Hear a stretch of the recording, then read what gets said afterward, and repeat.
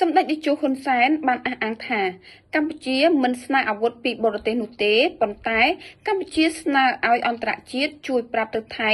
ដើម្បីចូលខ្លួនទៅតុលាការអន្តរជាតិដើម្បីដោះស្រាយបញ្ហាព្រំដែនឲ្យបានដាច់ស្រេច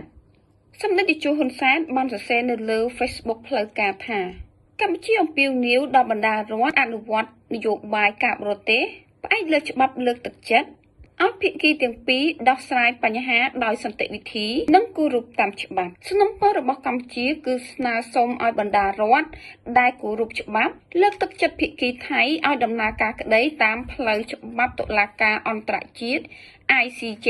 លើសំណុំរឿងរបស់កម្ពុជាលើកទឹកចិត្តដល់ភាគីថៃដំណើរការក្តីតាមផ្លូវតុលាការអន្តរជាតិយុត្តិធម៌ ICJ លើសំណុំរឿងព្រំដែនរបស់កម្ពុជាមាន4ចំណុចចំណុចទី1តំបន់មុំ3ព្រំដែនកម្ពុជាឡាវថៃចំណុចទី2ប្រាសាទតាមាន់ធំចំណុចទី3ប្រាសាទតាមាន់តូចនិងទី4ប្រាសាទតាក្របីកម្ពុជាមិនស្នើសុំអាវុធនិងគ្រាប់ដើម្បីប្រយុទ្ធបង្ហូរឈាមគ្នារវាងកម្ពុជានិងថៃនោះទេតែកម្ពុជាស្នើឲ្យលើកទឹកចិត្តដោះស្រាយដោយសន្តិវិធីតាមរយៈការចរចាតាមយុទ្ធការទ្វេភាគីផងនិងតាមរយៈតុលាការផងព្រំដែនកម្ពុជាថៃមានប្រវែងជាង800គីឡូម៉ែត្រកម្ពុជាលើកតែ4ចំណុចដែលជាចំណុចក្តៅនិងរសើបងាយនឹងផ្ទុះអាវុធវាយប្រហារគ្នា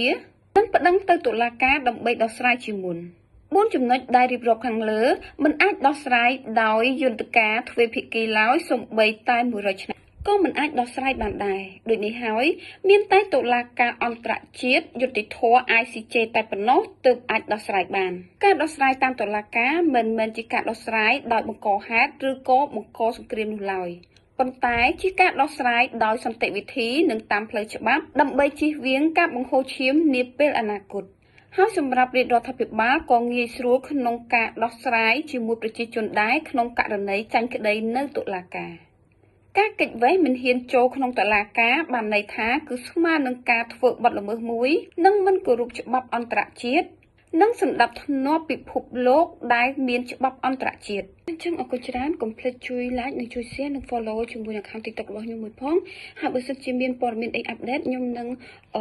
ធ្វើបន្តទៀតនៅ